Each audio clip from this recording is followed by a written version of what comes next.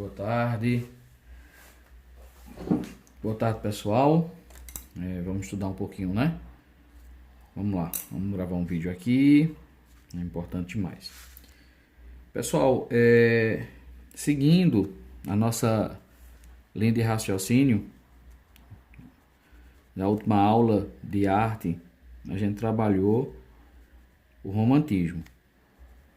Foi isso? Foi o romantismo. Lá dentro desse movimento no Brasil,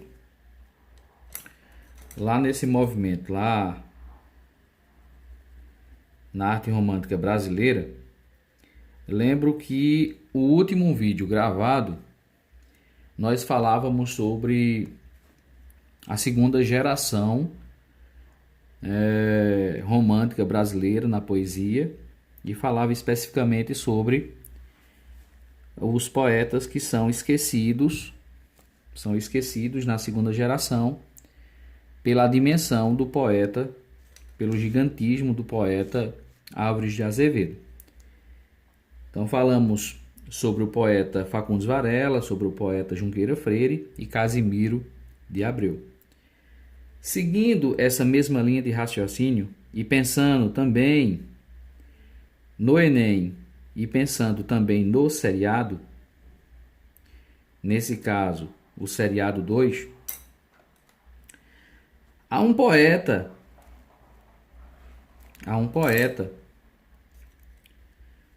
na geração seguinte, na terceira geração,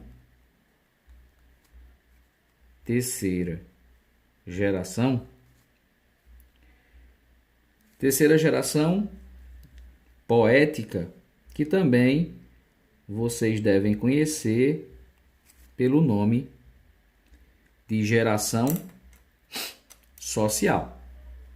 Foi isso que vocês estudaram? Geração social. Também conhecida como geração condoreira. Geração condoreira. Ok?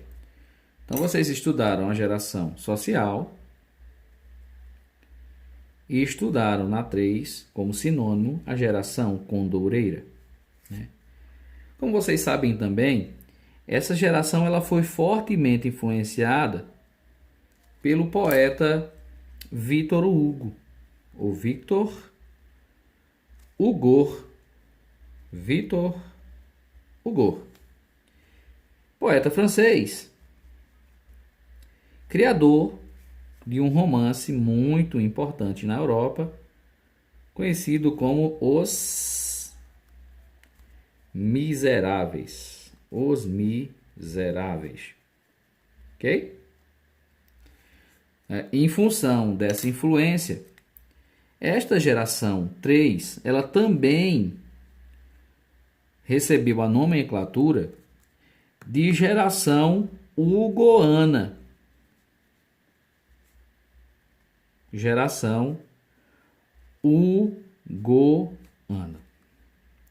Como vocês sabem, na terceira geração poética, romântica, existe sempre um poeta que sobressai em sua qualidade poética, né? E o poeta que se sobressai nesse instante é o poeta Castro. Castro Alves.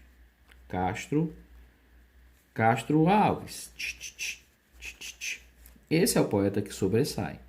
É claro que outros poetas talvez não seja tão importante quanto o poeta Castro Alves. Mas eu não posso esquecer, por exemplo, que Tobias Barreto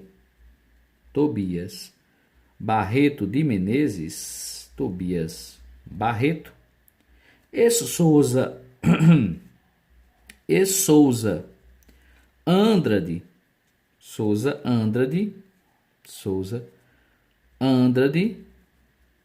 ou Souza Andrade, né? Ele é mais conhecido como Souza Andrade. E Souza Andrade como dois poetas tão importante quanto o poeta Castro Alves, né? Tobias Barreto, sergipano, e Souza André nasce em São Paulo. Mas o que importa hoje, o nosso foco, né, é a gente trabalhar um pouco da antologia poética. Um pouco da antologia poética. Antologia poética de Castro Alves. Antologia poética de Castro Alves. Castro Alves. Ninguém consegue estudar poesia, literatura no ensino médio se a gente não tem uma certa noção sobre as origens do poeta. Então, falar um pouco sobre a poética de Castro Alves é conhecer também o contexto histórico ao qual esse poeta participou. Então, o contexto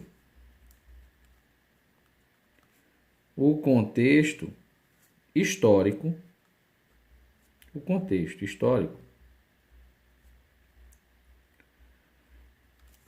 fundamenta muitas poesias, fundamento em muitas poesias da poética desse autor, né? Sabemos que Castro Alves nasceu na Bahia. Castro Alves é baiano. E sabemos também que Castro Alves tem uma vida muito curta. Castro Alves ele falece aos 24 anos de idade. 24 anos de idade.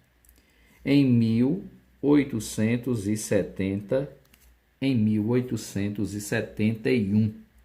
Portanto, Castro Alves viveu um contexto histórico no Brasil bastante conturbado. Então, Castro Alves conheceu de perto a escravidão. Castro Alves conheceu de perto as revoltas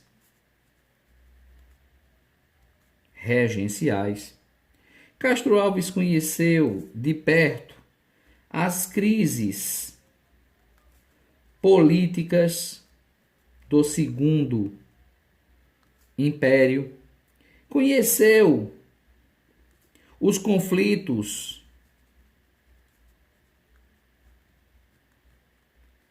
com os ingleses. Conheceu o conflito da Guerra do Paraguai. Conheceu também a ascensão não só da burguesia, mas a ascensão do exército. Mas, sobretudo, conheceu a dor cruel da construção secular, do sofrimento secular dos escravos brasileiros. Mas é claro que Castro Alves, ele não é apenas um poeta social. Castro Alves é um poeta expressionista no sentido de exacerbar na sua poesia a expressão do eu. É um poeta romântico e ele não vive apenas de questões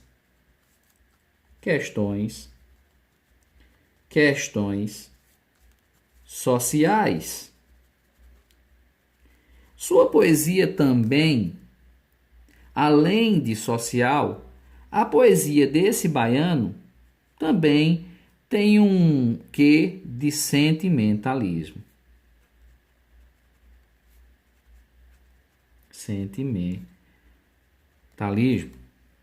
E aí, quando se fala em sentimentalismo, romântico, a gente precisa entender o lirismo desse poeta. O lirismo desse poeta, influenciado por questões sociais e por questões sentimentais, deu ao Brasil obras que até hoje são objeto de análise no Brasil inteiro. Então, o lirismo de Castro Alves se divide basicamente em dois vieses. Você vai encontrar um lirismo social,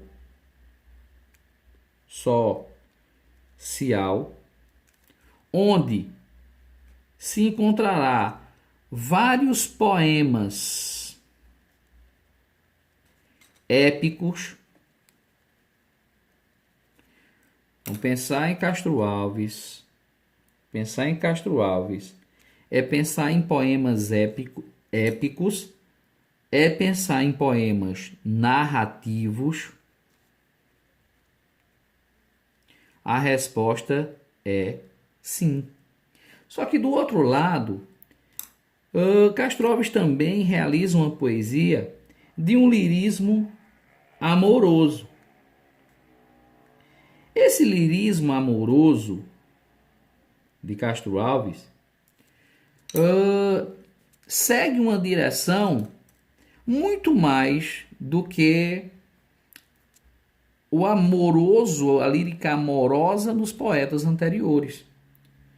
A lírica amorosa, na maioria dos poemas de Castro Alves, vai seguir uma certa erotização. E essa erotização da poesia de Castro Alves foi que de verdade deu a ele uma certa originalidade. Pensar em Castro Alves como um poeta original não é apenas gritar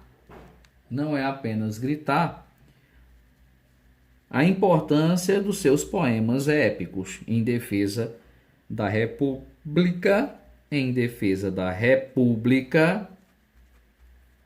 ou em defesa dos escravos.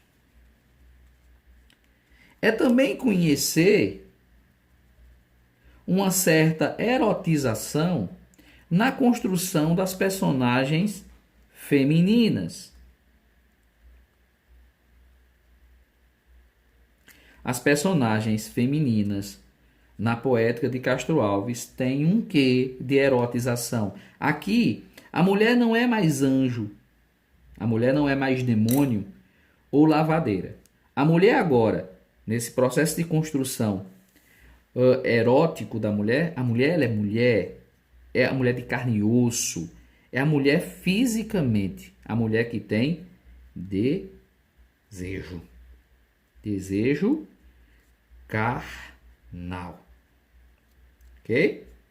Desejo carnal. E isso para o século XIX, esse tema no século XIX, dentro da poesia baiana, é de muita originalidade, ok? Mas seguindo essa linha do lirismo, nós sabemos que Castro Alves escreveu várias obras. Eu queria destacar 3 obras e quero comentar sobre algumas dessas obras. A aula de hoje vai trabalhar apenas uma vertente da poética de Castro Alves. Trabalharemos hoje a poesia lírica amorosa.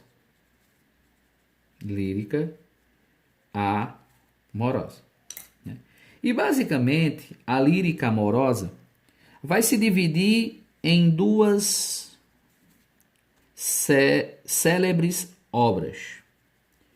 Uma delas, a primeira que ele escreve, e na realidade é a única obra que ele escreve em vida. Ele escreve em 1870 essa obra.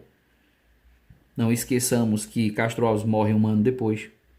Então, a única obra em vida de Castro Alves, em 1870, é As Espumas, As Espumas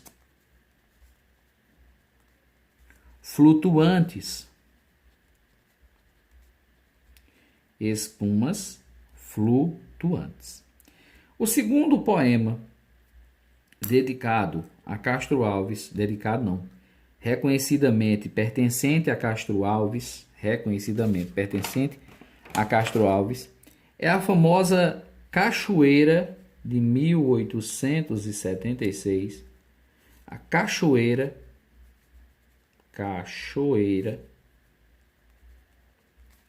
de Paulo Afonso. Cachoeira de Paulo Afonso. Essa basicamente são duas obras que pertencem à parte A de Castro Alves. Não esqueçamos que Castro Alves conduz sua poesia em duas direções: a parte amorosa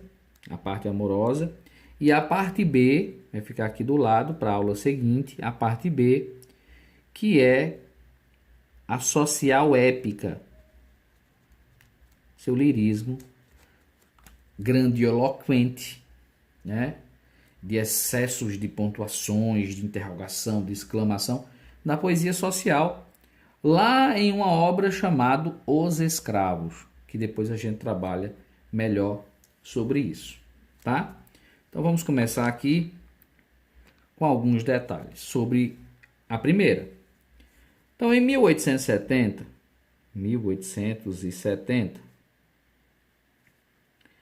quando Castro Alves escreveu Espumas Flutuantes,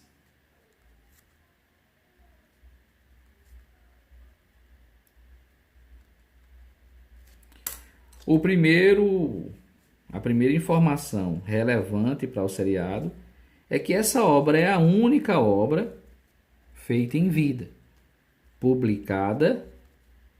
Essa foi publicada, a única, enquanto ele estava vivo. É claro que Castro Alves estava vivo quando publicou essa obra, mas Castro Alves, em 1870, já estava bastante debilitado. A tuberculose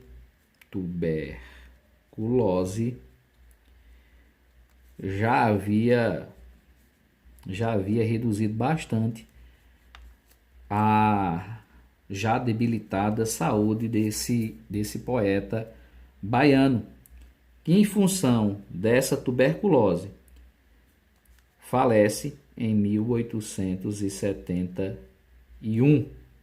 Outro ponto sobre essa obra é que, se você quiser conhecer Castro Alves, essa obra é quase que uma síntese temática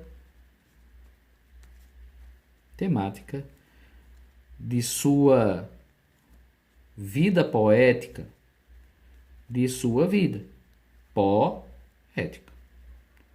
Então, nesse livro, Espumas Flutuantes, você não vai encontrar apenas poemas dedicados à questão sentimental. Não. Espumas Flutuantes, você encontrará temas que talvez você nem saiba, você que é aluno de ensino médio, saiba que pertença a Castro Alves.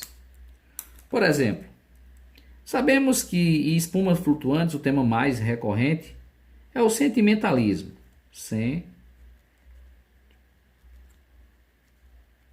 Sentimentalismo. O detalhe é que dentro dessa obra lírica amorosa se encontra também um certo patriotismo. Sim, certo. E também característica um pouco distinta, mas da segunda geração. O medo ou a iminência iminência da morte. Então vamos lá, vamos entender isso aqui. Lê Espumas Flutuantes. Adquiri essa obra Espumas Flutuantes. Espumas Flutuantes. É apenas conhecer uma lírica amorosa? Não. Você vai encontrar muitos poemas que ele fala dentro desse livro, tanto da efemeridade da vida, quanto de uma épica também social. Há também poemas vinculados ao patriotismo castro-alvino, tá? Então prestar atenção nisso. Muito, vou repetir. Espumas Flutuantes de 1870 é uma obra que condensa tudo que Castro Alves já havia produzido. É quase que uma antologia poética dele. Lembrando que a antologia poética de Castro Alves não é uma obra, mas sim tudo de melhor que esse poeta já construiu. Então lê Os Escravos. Entender os escravos é entender um pouco sobre a antologia poética de Castro Alves, entender um pouco sobre Cachoeira de Paulo Afonso, é entender um pouco desse poeta Castro Alves. Lembrando que Castro Alves não foi apenas poeta, ele foi dramaturgo também. Não esqueçamos, vou deixar aqui, ó, na orelha do livro, não esqueçamos que Castro Alves escreveu Revolução em Confidência de Minas,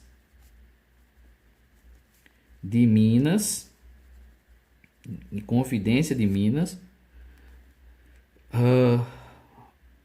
que é uma obra dedicada, né, a Tomás Antônio Gonzaga, Cláudio Manuel da Costa, os poetas árcades, mas é uma obra teatral, é uma peça teatral, tá?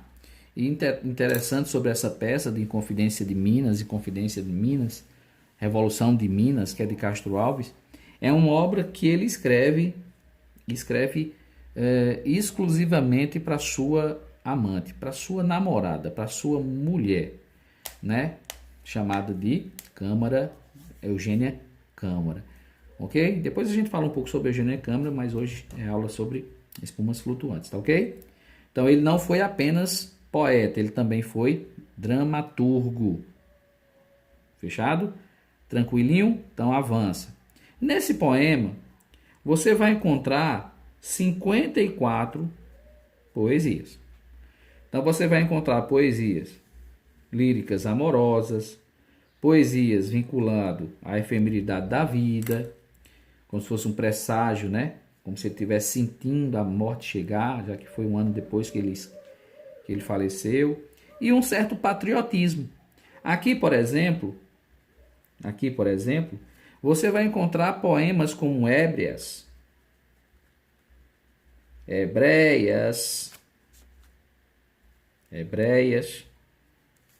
que é um poema tido como um poema lírico amoroso.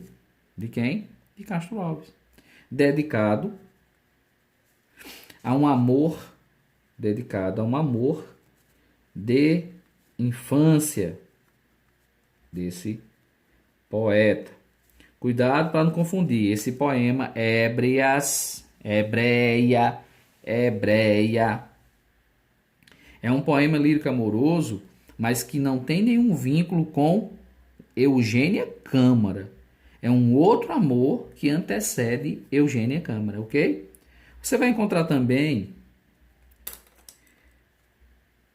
talvez, né, o mais conhecido dos poemas amorosos de Castro Alves, que é Adeus, a Teresa, onde você vai encontrar versos que apresentam aquela famosa erotização que eu já mencionei, erotização da mulher, ok? Um certo erotismo dentro desse poeta, tá? Mas aqui você vai encontrar também poemas como Ode. Ode é uma forma poética. Ode ao 2 de julho. Ode a 2 de julho. Meus amiguinhos. Ode a 2 de julho é um poema.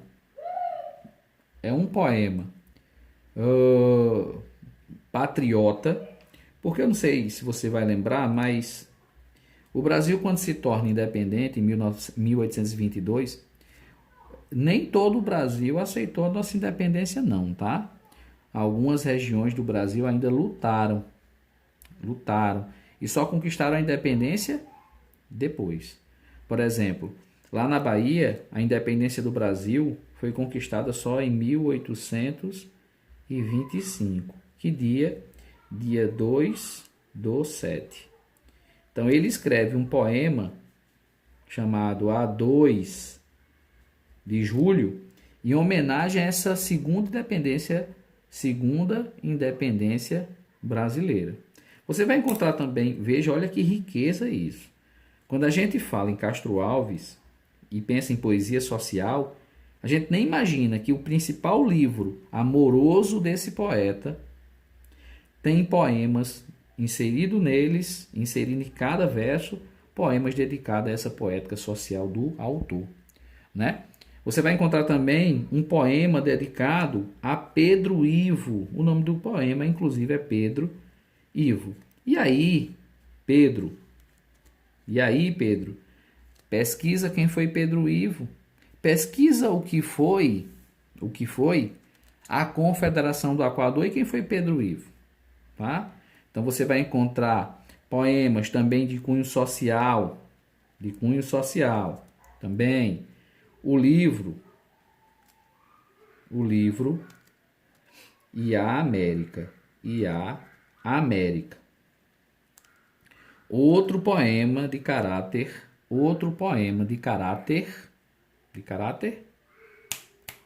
social.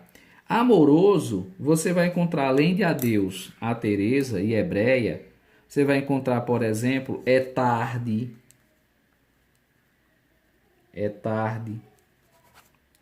Você vai encontrar também Onde Estás.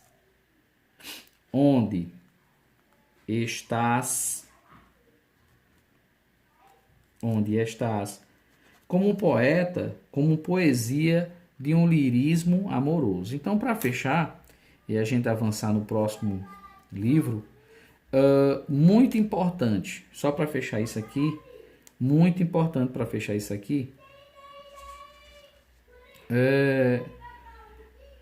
Espumas Flutuantes não é um livro apenas de um lirismo amoroso. Se isso cair na UPE, é falso. Existem poemas de cunhos sociais também presente dentro dessa obra. E para fechar com chave de ouro, eu quero deixar duas observações importantíssimas sobre essa obra. A primeira observação é sobre a dedicatória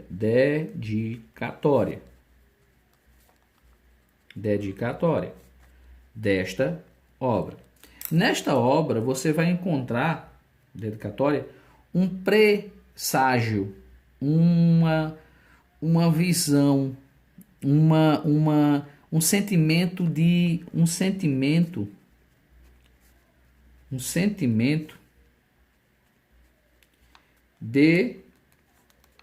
iminência morte. Você sabe que iminência significa aquilo que está prestes a acontecer, não é isso? De iminência morte. Então, nessa dedicatória, simbolicamente, a palavra pomba,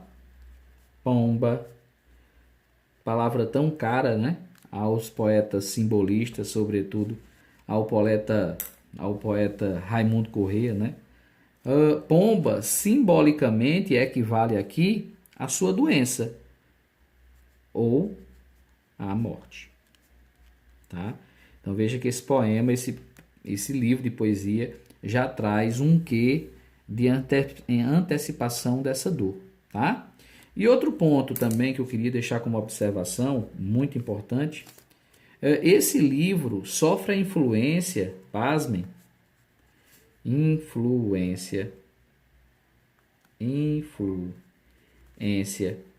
sofre a influência não só de Victor Hugo, como é esperado, né? Todo mundo espera que a terceira geração tenha forte influência de Victor Hugo, mas sofre também uma forte influência do famoso Lord Byron. Lord Byron teve uma filha, né? Teve uma filha com a irmã de Mary Shelley, sobrinha, né? Sobrinha de Mary Shelley era filha de Lord Byron. Eles eram amigos. Lord Byron era um poeta já famoso quando conheceu o esposo de Mary Shelley, Pinch Shelley, né? E, para finalizar, uma forte influência de Mosé. Também. Mosé é um poeta francês que influenciou demais a segunda geração, tanto quanto Lord Byron. Então, essa é a primeira parte do livro Espumas Flutuantes, que é importante fazer uma revisão, ver alguns poemas, estudar algumas coisas. Depois, em próximas aulas, eu trago. Outro livro dessa linha é o livro, a parte lírica, amorosa, lírica, amorosa. É o livro Cachoeira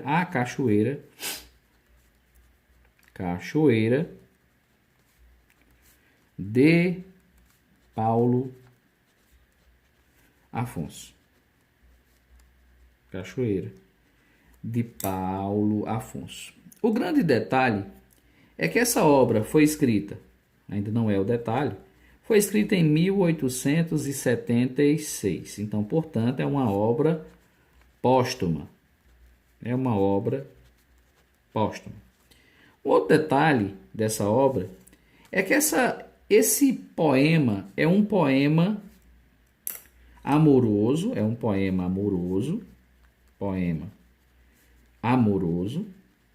moroso, mas ele tem três características que você não pode esquecer para o pé, meu irmão. É um poema amoroso, mas épico. Ele é épico. Se ele é épico, todo poema épico, naturalmente, é um poema narrativo.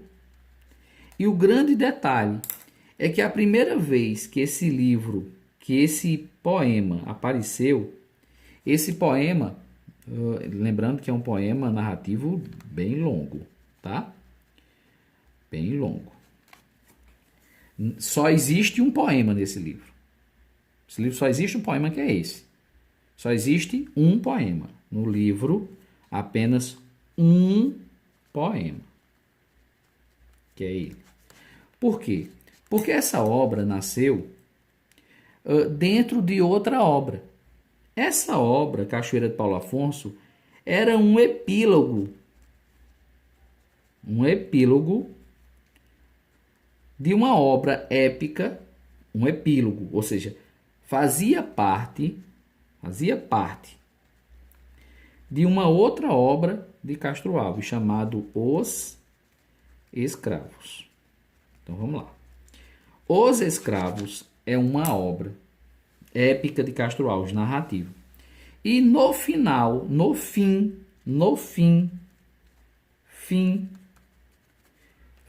dos Escravos, ele trouxe um epílogo. Na realidade, o epílogo, normalmente, ele é um trecho de um livro que aparece no final da obra, né? Então, você tem lá a poesia. Quando ele finalizou Os Escravos, ele fez um epílogo. E esse epílogo virou livro. Depois, virou uma obra, que é Cachoeira de Paulo Afonso, né? Então é uma obra longa, narrativa, e ela vai contar uma história.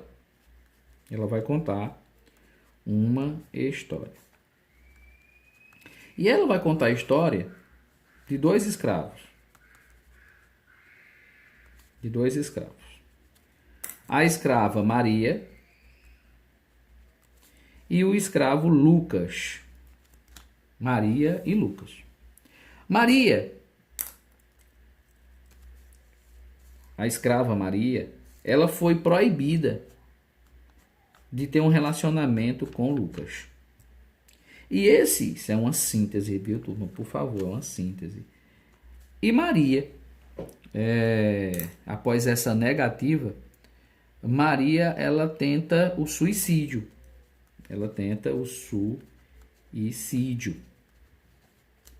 E suicídio onde? Na cachoeira. Cachoeira de Paulo Afonso. Paulo Afonso. Ok? E prestes a cometer esse ato, quem é que aparece? Lucas. E Lucas impediu a morte do grande amor de sua vida, Maria. Então essa obra, Cachoeira de Paulo Afonso, não é uma obra naturalista, não é uma obra para falar de cachoeira, é uma obra para falar sobre um grande amor poético entre Maria, a escrava, e Lucas, o escravo, que por a proibição desse amor acontecer, Maria tenta o suicídio e Lucas tenta a salvar. Com sucesso consegue e eles vivem juntos pro resto da vida. Turma, no próximo momento, Castro Alves, eu vou trazer a parte 2 dessa antologia, que é a parte épica, né? Então, na próxima aula, por favor, Castro Alves, parte 2, épica, o poema Os Escravos. Valeu, boa tarde, vamos estudar, tá?